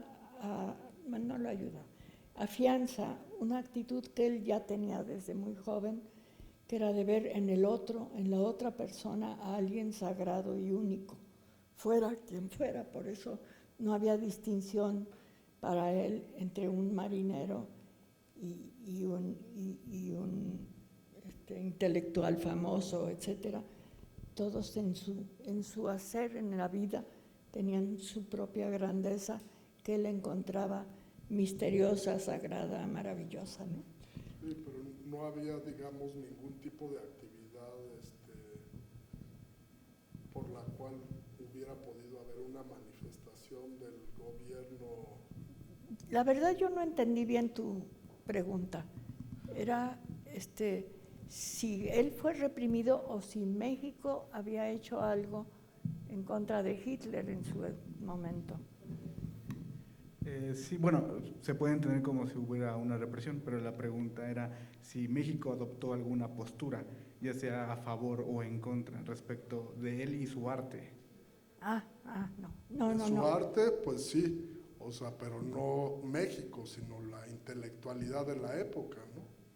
O sea, tanto los alemanes asentados en México, los judíos que venían de México, o sea, que estaban ya en México, como Mariana Westheim, por ejemplo, y que era, pues, los intelectuales judíos que habían llegado antes, ellos sí huyendo del nazismo, con la esperanza de llegar a Estados Unidos, pero que se habían quedado en México, Paul Westheim y Mariana Frank, ¿no?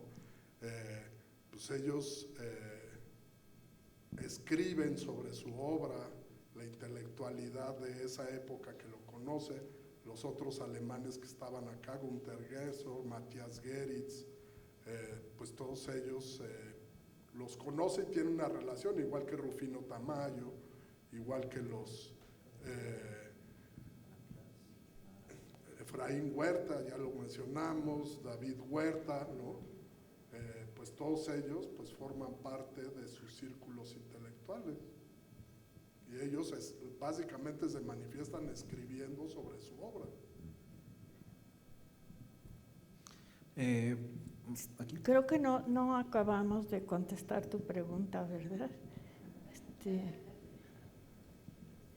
Pues sí tuvo bueno, a pesar de que vivíamos tan retraídos, sí tuvo un reconocimiento y, por ejemplo, fue muy fácil que Vladi, cuando él muere, llegara Vladi con Belkin y fue muy fácil que Bellas Artes dijera vamos a hacerle una exposición homenaje para rescatar la obra luego, etcétera. Sí, eso sí es cierto. O sea, pues digamos que la mayor manifestación oficial pues fue que a su muerte se hizo una exposición retrospectiva y homenaje a su obra como creador intelectual, impulsada por los pintores de izquierda Arnold Belkin y Vladi, quienes se acercaron a Gertrudis 2 o 3 días después de fallecido Ernesto a dar el pésame y a decirle, gracias a ellos tenemos hoy la asociación Semich, se ha hecho muchas exposiciones y en específico esa primer gran exposición que aunque tardó 3 o 4 años en llevarse a cabo porque se metieron a hacer la investigación, el ordenamiento, son miles de obras las que tienen resguardadas aquí ellos, pues todo eso, esa catalogación, investigación de la obra derivó en una inmensa exposición en el Museo Carrillo Gil que se inauguró 4 años después de fallecido, ¿no? Ese fue, digamos, el pronunciamiento oficial sobre Ernst Semich y un catálogo que acompañó la exposición. La curaduría fue de Conrado Tostado. No, la curaduría la hizo Silvia Pandolfi. Silvia Pandolfi. Y junto con Mariana Westheim. Y hay que añadir que con Mariana fueron amigos íntimos, tenían un pasado común, porque él siempre fue creo que ya lo había dicho hace un momento, ¿o no?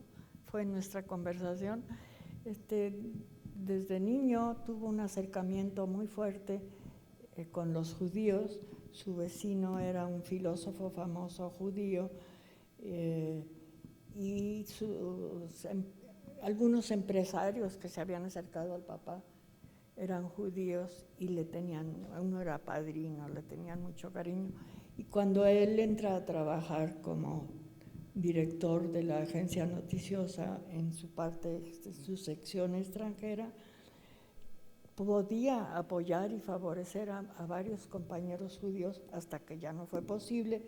Él mismo tuvo que, a mí no me gusta usar la palabra huir ni refugiarse, porque no va con su perfil de persona, pero tuvo que irse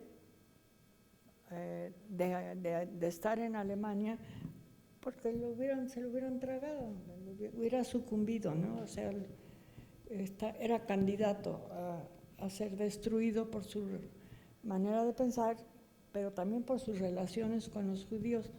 Entonces se fue a Finlandia, al frente de guerra del mariscal Mannerheim, que defendía la autonomía de ese país maravilloso, Y bueno, hay anécdotas bien bonitas, sí, estas sí se las tengo que contar, de lo que significó la pluma fuente para él, una pluma que le regalaron cuando era muy chavo todavía, le regaló su papá, una pluma fina de tinta, con la que hizo todos sus apuntes en sus viajes, etcétera, y con la que pintó toda su vida.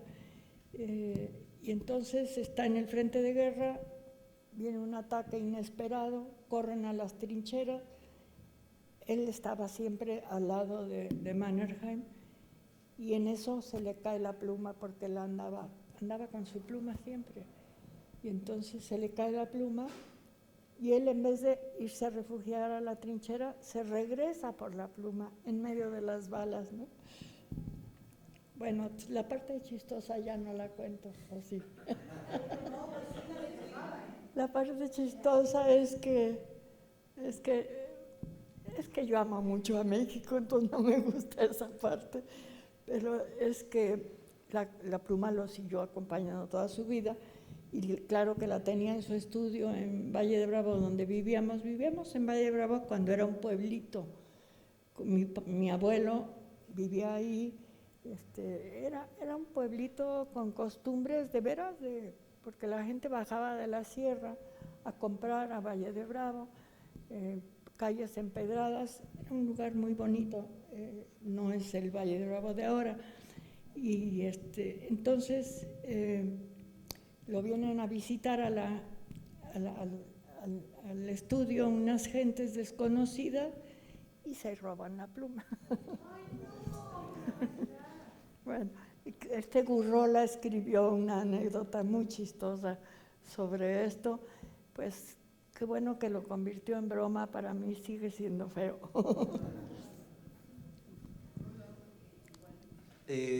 Muchas gracias por todo lo que nos han contado. Por lo regular, cuando se hace como un análisis del trabajo de un artista, se van haciendo como espacios en los que entra como a una nueva etapa, ¿no?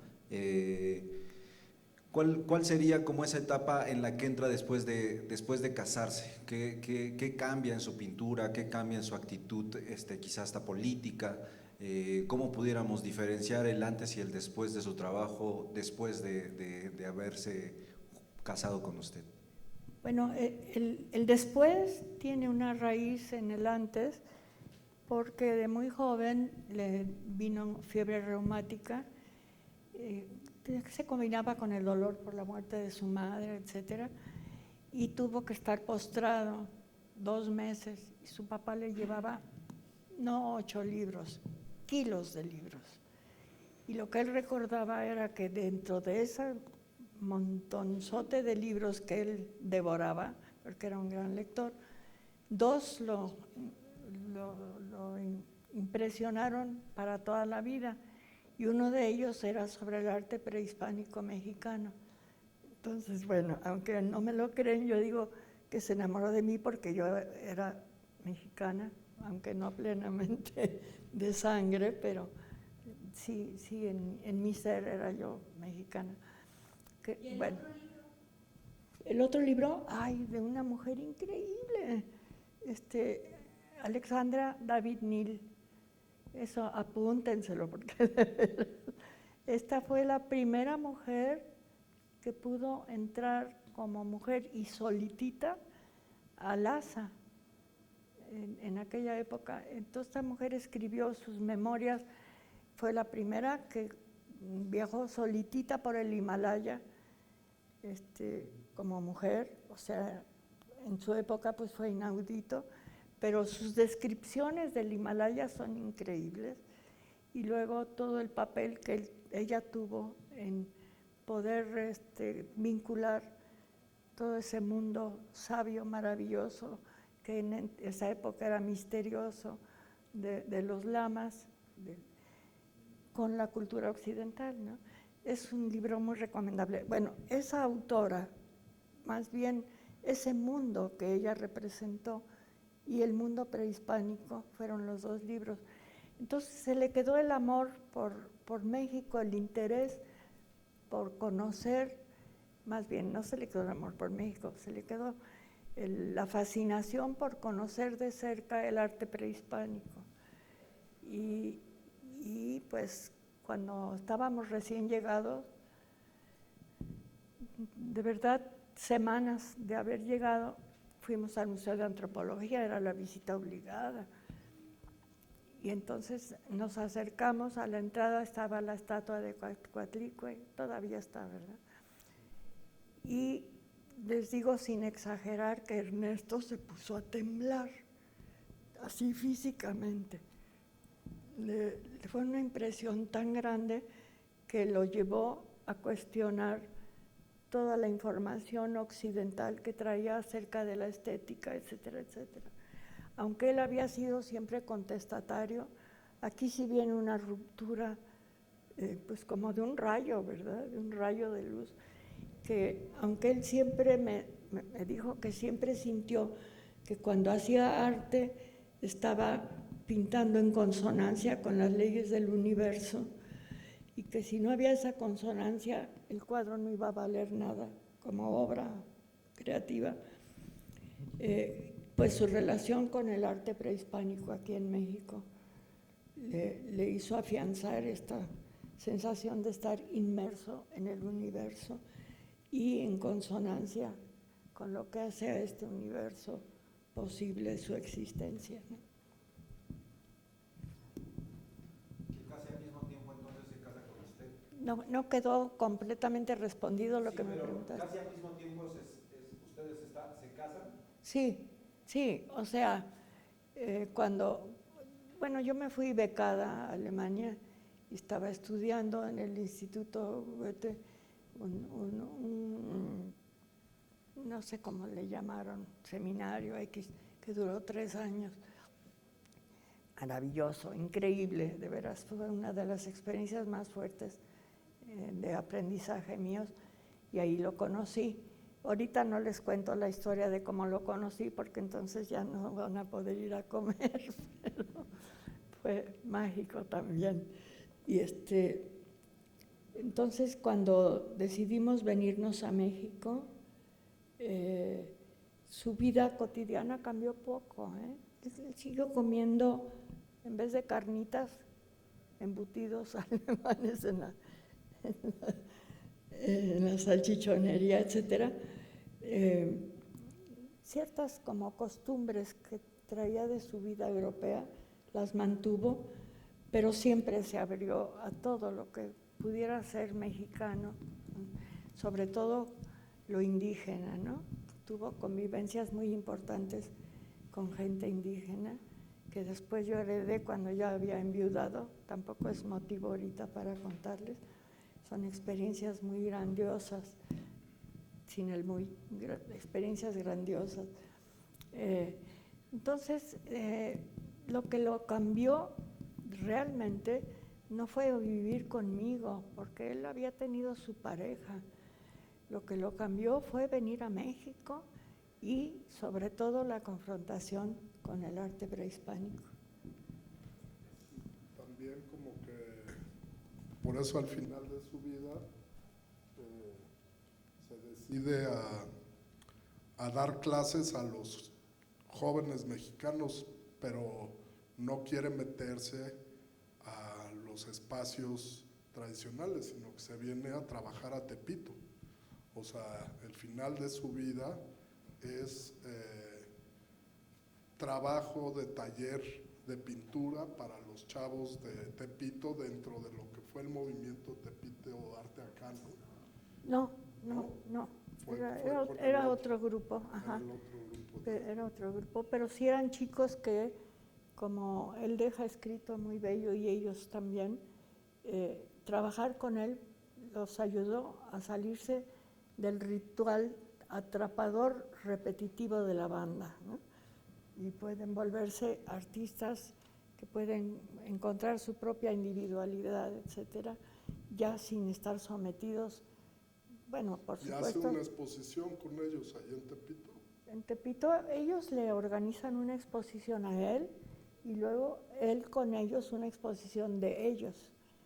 Y bueno, yo tengo que deber de haber traído, por si lo preguntaban, un poema que le dejaron a él, porque hubo una relación mucho más que de maestro-alumno, era una relación o que rebasaba, aunque él le pusiera tanto énfasis al conocimiento técnico, porque sí se lo ponía, rebasaba todo eso y se volvió una relación humana que ellos mismos decían cósmica. Sí, Mary McMaster, la corresponsal de la jornada en materia de artes plásticas, nos acaba de contar que ella hizo la nota de esa exposición de Ernesto con los chavos de Tepito, en sus primeras notas que la envió el periódico El Nacional, ¿no? En no sé qué año. Y bueno, también hay en el catálogo que hicimos en la Universidad Autónoma de la Ciudad de México, en el Centro Vladi de la exposición, una larga entrevista a Ernesto sobre su experiencia con los muchachos de Tepito, ¿no? Bueno, yo tengo fajos y fajos de anotaciones de ellos, sobre todo, pero también de él sobre la experiencia didáctica, etcétera.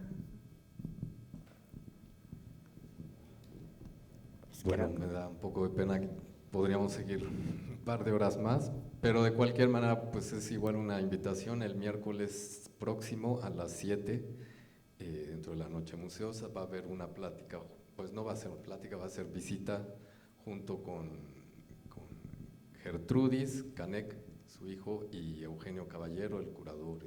Sí, va a estar el curador, entonces es una visita importante a la exposición. Están invitadísimos. Entonces, bueno, pues ahí seguirá la segunda parte.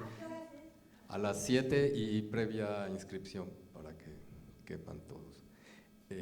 Pues les agradezco muchísimo, creo que finalmente despertó gran entusiasmo. Lamentamos la ausencia de Carlos, pero bueno, finalmente se llenó bastante bien parte de las expectativas. Les agradezco nuevamente y gracias.